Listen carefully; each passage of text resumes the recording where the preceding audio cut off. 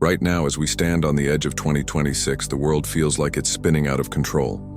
Wars threaten to erupt. Families are divided by politics and pain. Natural disasters seem to multiply. And everywhere you look, fear is winning. Maybe you felt it too. That gnawing anxiety about what's coming next. That sense that something's gotta give.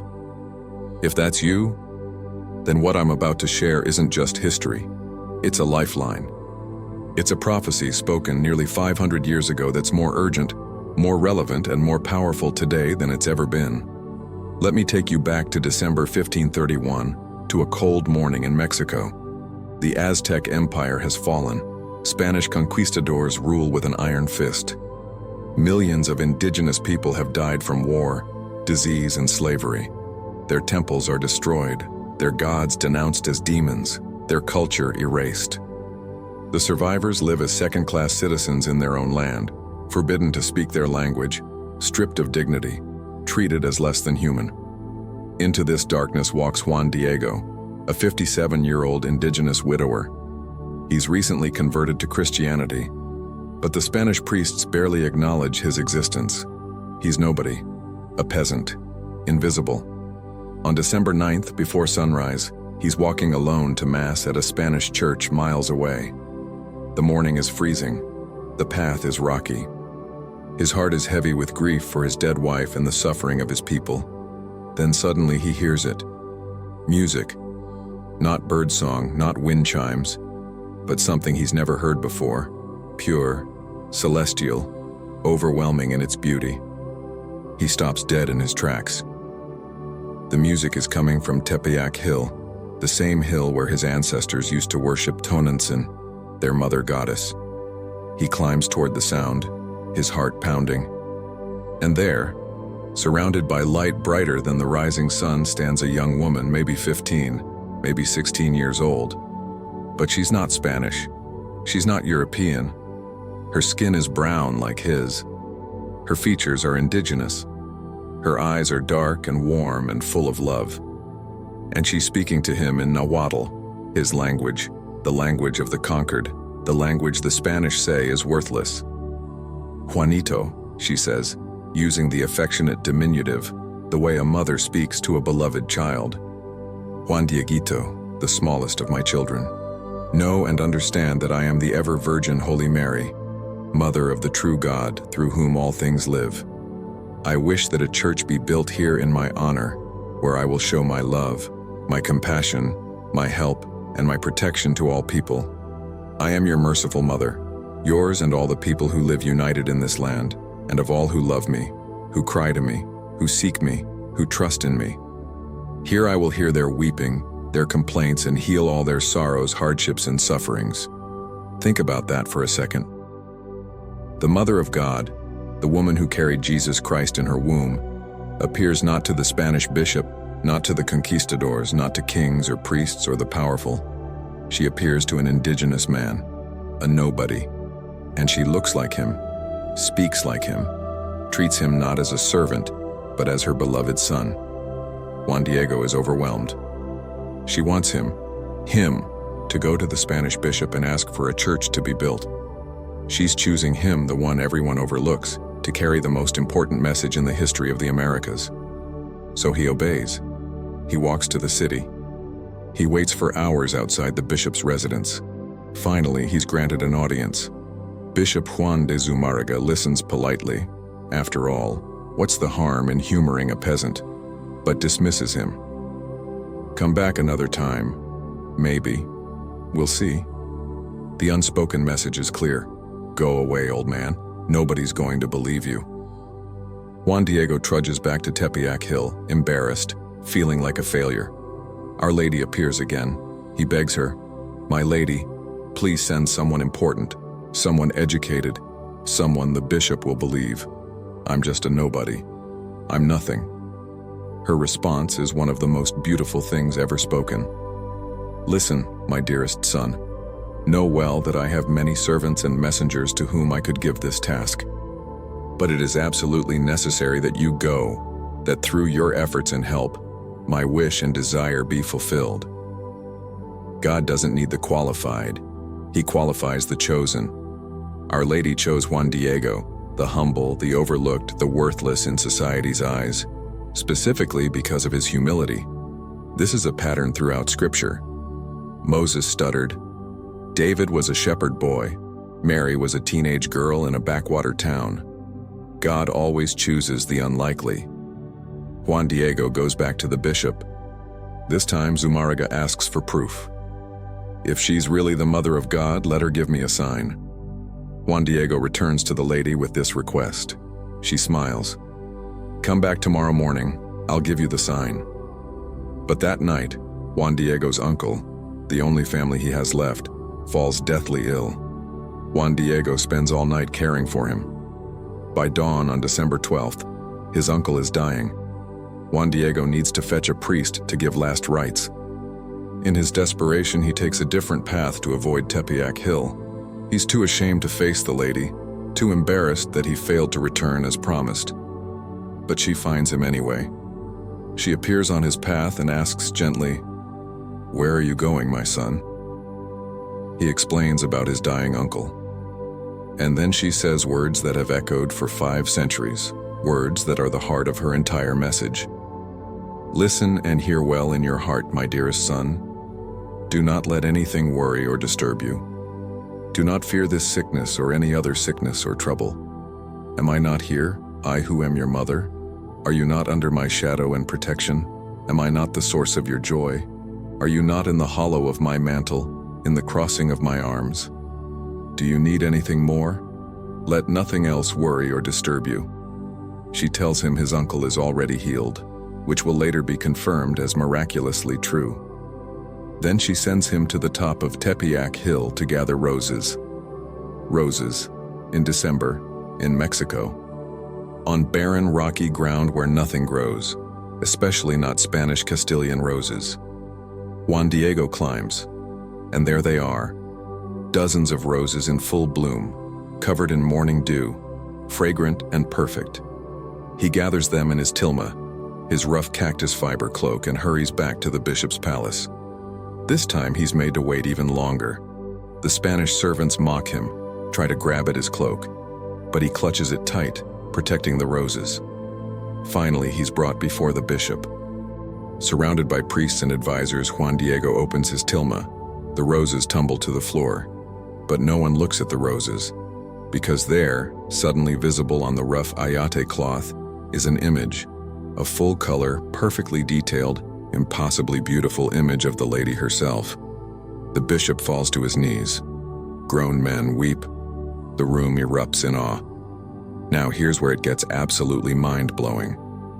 That tilma, that piece of cactus fiber that should have rotted away in 20 years, is still intact today, almost 500 years later. It hangs in the Basilica of Our Lady of Guadalupe in Mexico City, viewed by millions every year. And scientists have been studying it for decades with increasingly sophisticated technology. What they've found defies explanation. First, the fabric itself. Ayate, cactus fiber, is coarse, acidic, and biodegradable. There are exact replicas made in the 1700s using the same material. They've all disintegrated. The original? Perfectly preserved. No decay, no deterioration. For centuries it hung unprotected, no glass, no frame, exposed to candle smoke, incense, and the touch of millions of hands. It should be dust, it's not. Second, the image itself. Infrared studies, microscopic analysis, spectroscopy. Every test reveals the same shocking truth. There's no paint. There are no brush strokes. There's no preparatory sketch. The colors aren't on the surface. They're somehow part of the fibers themselves, in a way that modern science cannot replicate or explain. Third, the colors. In 1531, the pigments available couldn't produce these specific shades. The blue-green of her mantle? That exact tone didn't exist in any paint until synthetic dyes were invented centuries later. The rose pink of her dress? Same thing. And under ultraviolet light, the colors don't just stay the same. They actually become more vibrant, which is the opposite of what happens with any known paint. Fourth, temperature regulation. Multiple studies have confirmed that the tilma maintains a constant temperature of 98.6 degrees, human body temperature. It doesn't matter if the room is hot or cold, the cloth stays at 98.6 degrees. Why? How? No one knows. Fifth, the stars on her mantle. In 1983, Dr. Juan Homero Hernández Illescas, an astronomer, made an incredible discovery. The 46 stars on Our Lady's mantle precisely match the winter constellation map of the Mexican sky on December 12, 1531, at the moment of the winter solstice. Not random stars, not artistic decoration. A perfect astronomical map that would have required knowledge and precision impossible in the 16th century. Sixth, and this is the most incredible part, the eyes. In 1929, a photographer named Alfonso Marque Gonzalez noticed something strange in the eyes of the image. As technology improved and scientists studied those eyes with increasingly powerful microscopes, they discovered something impossible. Reflected in both pupils are 13 human figures. You can see Juan Diego opening his tilma. You can see the bishop. You can see translators, servants, and onlookers. Everyone who was in that room on December 12, 1531. This is called the Purkinje-Sanson effect, the way a living human eye reflects images on the cornea in a specific pattern. It wasn't discovered until the 19th century. Yet this painting from 1531 shows the effect perfectly, with the reflections appearing in both eyes from their respective angles, exactly as they would in a living person. Scientists have tried to replicate this effect on a flat surface. Even with modern computers and advanced imaging technology, they can't do it. It's impossible. Yet there it is. And one more thing. In 1791, a worker was cleaning the frame and accidentally spilled concentrated nitric acid directly onto the tilma. Nitric acid is so corrosive it can eat through metal. It should have instantly destroyed the fabric. Instead, the acid just stopped. There's a faint stain where it hit, but the cloth itself is completely undamaged, like there was an invisible shield protecting it. In 1921, an anti-Catholic activist planted a bomb inside a bouquet of flowers placed directly beneath the tilma. The bomb was powerful enough to destroy a heavy iron crucifix nearby, shatter windows, and blow marble off the walls. When the smoke cleared, the tilma was untouched. Not even the glass protecting it was cracked. Miraculous protection, literal, documented, photographed. But here's the thing, the image itself is more than just a miracle. It's a message. It's a codex, a book written in symbols that the indigenous people of Mexico could read instantly, even though they couldn't read Spanish. Every detail of the image speaks in their visual language. She stands in front of the sun, which in Aztec religion represented their supreme god, Huitzilopochtli, who demanded human sacrifice. By standing in front of it, she's not destroying their former religion. She's transforming it, showing that Christ is the true light. She stands on a crescent moon. In Nahua cosmology, the moon represented the night, death, and their old religious practices. She stands on it gently, not crushing it, showing that the old has passed, but the transition is made with love, not violence. Her mantle is covered with stars, 46 of them representing the gods of their cosmology. But she wears them like jewels, showing that all creation, all the old gods, everything they knew, finds its fulfillment in the true God. At her feet is an angel with eagle wings. Eagles were sacred to the Aztecs, symbols of the sun and war. This angel supports her, showing that even their most sacred symbols are transformed and elevated in Christ. Her hands are folded in prayer, not reaching out, not commanding. She's not God. She's pointing to God, praying to God. This was crucial for people who had been worshiping many gods. She's showing, I'm your mother, but I worship the one true God too. Come with me to him. The black sash tied above her waist is the unmistakable sign in Nahua culture of pregnancy. She's pregnant. She's carrying Jesus Christ. She's bringing God himself to the Americas in her womb, humble and hidden. Her position, she's not facing straight forward like European paintings of Mary. She's turned slightly, caught mid-motion like she's in a traditional Nahua dance step, as if she's moving toward you, alive, approaching you personally. The indigenous people saw this image and understood immediately. This is our mother. She speaks our language. She values our culture. She came specifically for us. We are not worthless. We are loved. Within 10 years of this apparition, 9 million indigenous people converted to Christianity. Not by force, not by threat, not by the sword, by love, by a mother who looked like them and spoke to their hearts. So what does this mean for 2026? For us? For you? Look at when she came. A time of conquest, disease, mass death, cultural destruction, and crushing oppression. Sound familiar? Look at the world today. Division, fear, uncertainty, the powerful crushing the weak, the forgotten crying out. Look at who she came to, the oppressed, the overlooked, the nobodies. If you've ever felt invisible, if you've ever felt like you don't matter, if you've ever thought God couldn't possibly use someone like you, you're exactly who she came for. Look at what she said. Am I not here, I who am your mother? Are you not under my shadow and protection? Do you need anything more?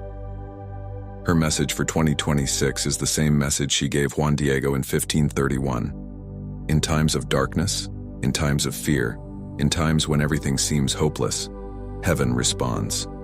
God sends his mother. And she doesn't come to the powerful, she comes to you. If you're worried about your family, about your job, about your health, about what 2026 will bring, she's saying to you right now, let nothing worry or disturb you. Am I not here? Are you not in the hollow of my mantle, in the crossing of my arms? The tilma survived acid. It survived a bomb. It has survived 5 centuries of war, revolution, persecution, and time itself. And it's still here. Why? Because her message is still needed. Her protection is still real. Her love is still active. So here's what you do. Place yourself under her mantle. Get an image of Our Lady of Guadalupe. Print one, buy a medal, put it in your home. Every morning pray, Our Lady of Guadalupe, cover me and my family with your mantle. Protect us in 2026. Intercede for us. That's it. Simple, powerful. Celebrate her feast day, December 12th. Make it special. Light a candle. Pray with your family. Remember that on that day in 1531, a miracle happened for the forgotten. And miracles still happen today for those who ask. And watch for roses in winter. Watch for the impossible becoming possible. Watch for protection when you need it most. Because under her mantle, that's what happens. If this message touched your heart, type in the comments, Holy Mary of Guadalupe, protect my family in 2026. Share this video with someone who needs hope. And remember, you're not alone. You're not forgotten. You are loved. You are seen. And you are under the protection of the Mother of God. The prophecy of Guadalupe isn't about the past. It's about right now. It's about you. And it's about the miracles that are waiting to bloom in your life. If you just say yes.